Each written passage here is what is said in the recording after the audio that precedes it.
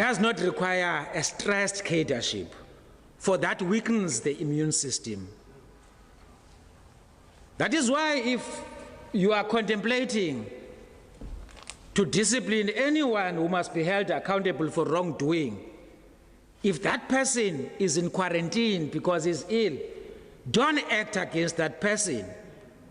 It's un-ANC, it's not comradely. Let's not treat each other that way. It's against the spirit of Comrade Mtsi. Let's mourn and pay tribute to him by treating each other better and be comradely to one another. You take action against any person who's quarantined. That person is stressed. His immune system cannot be able to fight the virus. That person dies.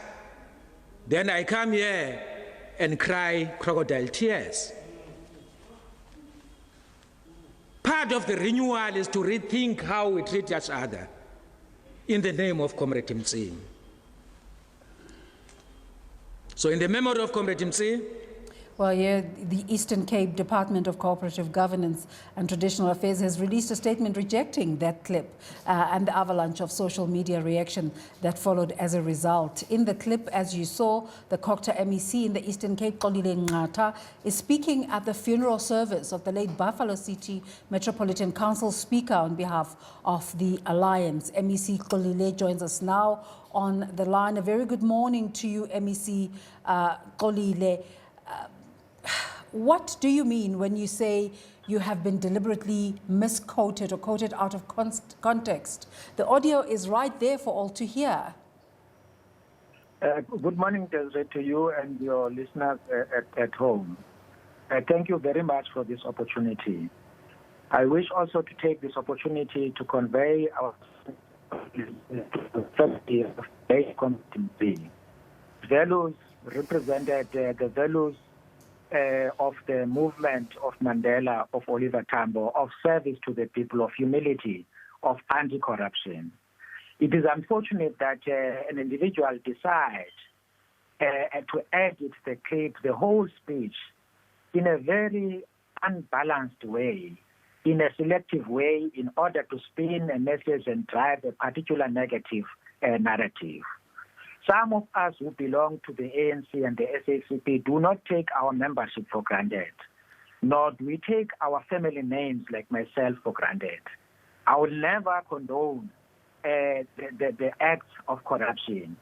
And therefore, the whole speech that I delivered yesterday was in fact a speech which was against this vulture kind of behavior of looking for the injured in order to feed on them, such that people are able to short-circuit due processes.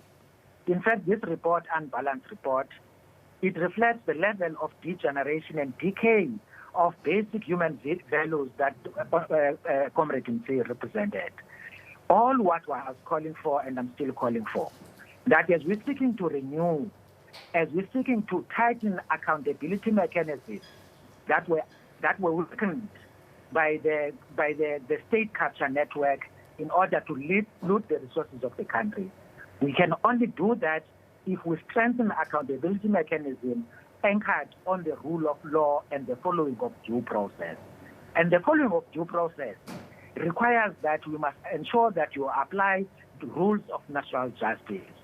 That if a person then submits a sick note and is going to be going through a DC process, naturally, the DC process gets postponed so that that person can come, can be fit and make a representation.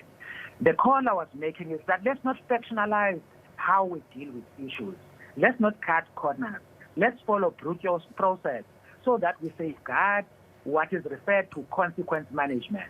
Because sometimes when people apply these rules based on who is in front of them, because they flout that process, the person can come out of that process scot-free because certain processes were not followed. That's what I was calling for in the name of Comrade Mtsi. And it's a general rule. It's not applicable during the COVID period. It's not applicable to ANC or SACP members only. It is applicable to all citizens as contained in the Constitution of our Republic, that there are rights that must be balanced, and that it's important that people account for wrongdoing, and there is a due process. And the whole speech, if you can access it, it presents this view, an anti-corruption posture, a posture that seeks to renew, a posture that seeks to restore, and try and deal with the trust deficit between ourselves as a movement and South Africans. A trust deficit which has occurred by various incidents that has happened in the past. And we know that it's only through our actions, not our words, our actions, how we do things, that we can restore the trust and confidence among our people. That is why we are committed to this project of renewing our country and renewing our government. That's the context really I was talking about, to follow due process and to ensure that we don't short-circuit process, and people to be aware at the same time that once you go to a council meeting or a government department and take an illegal decision, the cost for such decision, they can be recouped from you personally. Because some of us who are public representatives have acted recklessly many times in the past, because people, they know they won't pay. It's going to be government, that the taxpayer that pays. That is why due process and rule of law is quite critical. MEC Nqatha, do you see why it's difficult to believe what you're saying? Because as a matter of course, a person who is sick will not be forced to undergo disciplinary anyway. But also the second point, you saying that this is not related to the COVID-19 times.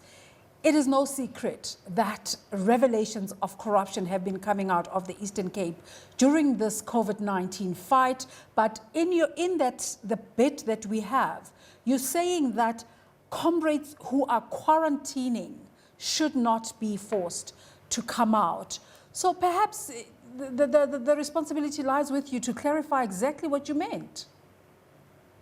Yeah, that's exactly what I'm saying, Desert. To say that which is out there is an edited version, which is not representative in a balanced way, what I said there. And taking the speech in totality, a balanced view can be presented along the lines I'm presenting now.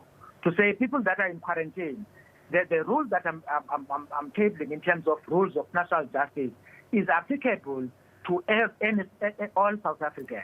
That there must be due process, there must be fairness, people have got a right to representation, and people are not dragged in any process, including the court, when MEC they Nqatha, submit a credible note. Did you say it's edited? Come again? Did you say it's edited? Because then it creates a totally different story then. Yeah. So the clip is completely untrue. The way it's presented represents part of what I said, not the totality of what I said. And the totality of what I said represents bigger than that. It therefore balances that which you have just played now. Yeah. That is my basic point. How has the ANC headquarters responded to this?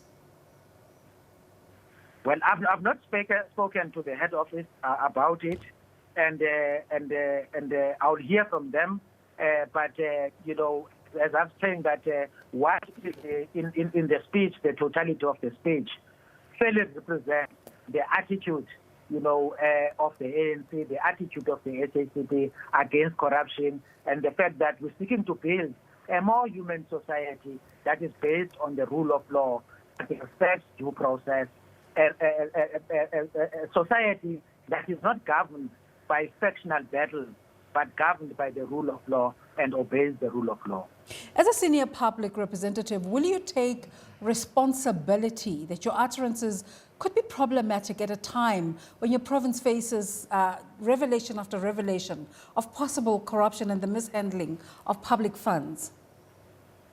Yes, it will be problematic if it's presented in an unbalanced fashion as it's presented now.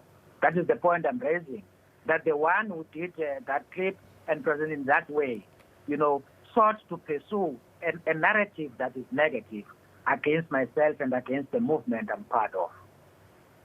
Do you know who this is and what do they have against you? No, I don't know the person. I'm interested to know why out of the whole things I said in the speech, deliberately select this part in a way that is not related to the totality of the speech and the context I was speaking to. Yeah. Let me just ask you one final question. You were there representing the alliance, which is presumably the political side. Why did you give your response on a Nqatha platform? No, it was not a Nqatha platform. Or my The response statement says platform. it's from Nqatha. Yeah, because I'm an Nqatha MEC, and part of that was part of the program. I was speaking, for government. The fact that I also become the face of government. It's a councillor, in the local sphere, which is under, Nqatha.